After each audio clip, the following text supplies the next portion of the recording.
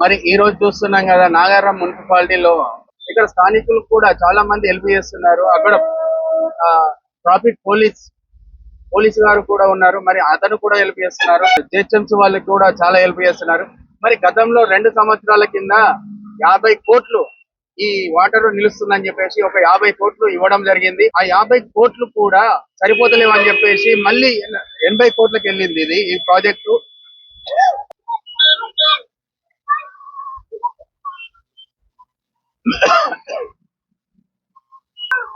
మరి చూస్తున్నాం కదా గతంలో 50 కోట్లు పెట్టేసి ఈ ప్రాజెక్ట్ అప్పచెప్పడం జరిగింది నాగారం మున్సిపాలిటీ వాళ్లకు. మరి ఇప్పటి వరకు ఈ పనులు అక్కడనే ఉంచారు. మరి నాగారం మున్సిపాలిటీ కమిషనర్ గారు ఏం చేస్తున్నారో మరి తెలియకుండా ఉన్నది. ఇక్కడ పరిస్థితి అంత గందరగోళంగా ఉన్నది. మరి ఈ 50 కోట్లు సరిపోవని చెప్పేసి మళ్ళీ 80 కోట్ల వరకు తీసుకెళ్లిరని చెప్పేసి ఇక్కడ ప్రచారం ఉన్నది. ఈ ప్రచారంలో ఇప్పుడు కళ్ళ నిండా వచ్చి చూస్తే మరి గత 2 సంవత్సరాల నుంచి నడుస్తూనే ఉన్నది ఈ ప్రాజెక్ట్. ఇంతవరకు ఆ ప్రాజెక్ట్ క్లీన్ అయింది లేదు, ఈ వాటర్ సమస్య పోయింది లేదు. ఇక్కడ చూస్తున్నాం కదా కొన్ని సంవత్సరాల నుండి ఇదే పరిస్థితి. ఇక్కడ నాగారంలో వర్షం కొడితే మరి దమ్మాయి కూడా అక్కడి నుండి ఇక్కడ వరకు వాటర్ అదే వస్తుంటూ ఉంటాయి. మరి 80 కోట్లు ఇచ్చినా కూడా మరి 2 సంవత్సరాలు అవుతుంది. మరి ఇప్పటి వరకు ఆ ప్రాజెక్టు సరిగా పనులు కావడం లేదు. మరి ఒక సైడు వంపుగా ఉంటే మరి అక్కడికెళ్ళి ఇక్కడ వాటర్ వచ్చినట్టు చెప్తున్నారు. మరి ఈ పరిస్థితి ఏందో మరి ఇక్కడ నాగారం మున్సిపాలిటీ వెళ్ళి కనుక్కుందాము. నాగారం మున్సిపాలిటీలో ఉన్న అధికారులు ఇక్కడ వచ్చిన అమౌంట్ మరి 50 కోట్లు రిలీజ్ అయింది. మరి 50 కోట్లు రిలీజ్ అయిన తర్వాత 80 కోట్లకి వెళ్ళింది. 80 కోట్ల నుండి మరి ఏమైంది? రాజేందర్ కుమార్ గారు కూడా రావడం జరిగింది. మరి అతను వచ్చాక కూడా ఏమన్నా యథావిధిగా పనులు జరుగుతున్నాయి అంటే అది కూడా లేదు. మరి ఇక్కడ చూస్తున్నాం కదా ప్రజలారా, మరి ఇది ఇప్పటి సమస్య కాదు, కొన్ని సంవత్సరాల నుండి జరుగుతున్న సమస్య. మరి ఈ సమస్యకు పరిష్కారమే లేదన్నట్టు ఉన్నది ఇక్కడ. మరి చిన్న పిల్లలను కూడా తీసుకెళ్లడం జరుగుతుంది. ఆ పిల్లలు వాటర్ లో కొట్టుకుపోయే ప్రమాదం కూడా ఉంది. మరి ఇక్కడ వ్యవస్థ ఎట్లా ఉందంటే మరి ఇప్పటి వరకు దగ్గర మనకు 2 సంవత్సరాలు దాటిపోతుంది. మరి మున్సిపాలిటీ యొక్క అధికారులు ఏం చేస్తున్నారు? వీళ్ళకు వేరే ఆలోచనలు తప్ప ఇక్కడ మాత్రం ఈ రోడ్డు మంచి చేస్తామని ఇక్కడ మాత్రం ఎలాంటి లేదు.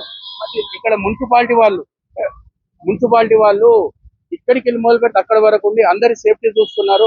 ప్రతి ఒక్క మున్సిపాలిటీ వ్యక్తి ఇక్కడనే కనిపిస్తున్నాడు. ఎక్కడైనా బండి ఆగిపోతే తీసుకుపోయి గడ్డకు నూకేస్తున్నారు. మరి ఇది రోడ్డు మీద పోయినట్లేదు, ఇది హైవే రోడ్డు, ఇది రోడ్డు మీద పోయినట్లేదు, పడవలో పోయినట్టు కనిపిస్తుంది. ఒక్కొక్క వెహికల్ మరి పడవలో ప్రయాణం చేసినట్టు కనిపిస్తుంది. 2 వీలర్ కానీ 4 వీలర్ కానీ ఇక్కడ చూస్తుంటే చాలా ఘోరంగా ఉంది. మరి చిన్న పిల్లలు ఉంటే మాత్రం ఎలా రోడ్ క్రాస్ చేస్తారో మరి అర్థం కావడం లేదు. మరి చాలా మంది ఇప్పుడు పరిస్థితి చూస్తున్నాము. ఎంతమంది సాయం చేసినా కూడా ఈ వాటర్ ఆగే పరిస్థితిలో లేదు. అక్కడ కూడా గల్లీలలో చాలా ఇళ్లకు సగం నిండిపోయినాయి. భవానీ నగర్ లో చాలా ఘోరంగా ఉంది పరిస్థితి.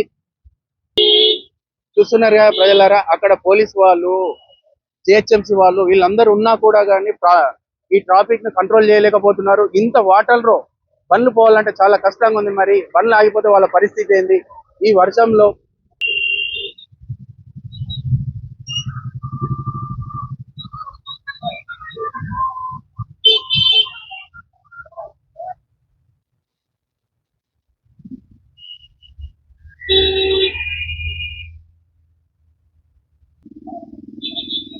చూస్తున్నారు కదా ప్రజలారా, ఇక్కడ జిహెచ్ఎంసీ వాళ్ళు కూడా చాలా ఇబ్బంది. రాత్రి పగలు ఇక్కడ నాగారం జిహెచ్ఎంసీ వాళ్ళు పని చేస్తూ మరి ఈ వాటర్ కు ఎవరికి ఇబ్బంది కావద్దని రోడ్డు మీదకి వచ్చేసి ప్రజలకు సేవ చేయడం జరుగుతుంది.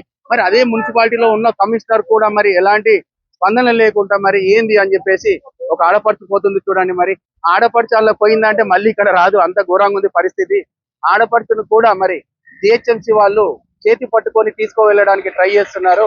అక్కడ చూడండి మరి చాలా ఘోరం ఉంది. వాళ్ళు కూడా ఒకసారి ఆలోచించాలి. మనం వాటర్లోకి వెళ్ళిపోతే కొట్టుకపోతామని చెప్పేసి కొంచెం ఆలోచన ఉండాలి. మరి ఆలోచన లేకుండా ఆడపడుచులు గిట్ట వెళ్ళిపోతూనే ఉన్నారు.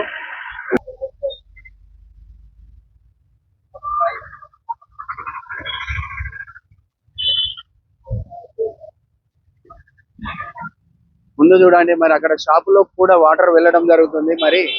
మరి సముద్రంలా పొంగుతుంది అక్కడ. మరి ఈ సమస్యకు పరిష్కారం లేదా అంటున్న నాగారం మున్సిపాలిటీ ప్రజలు.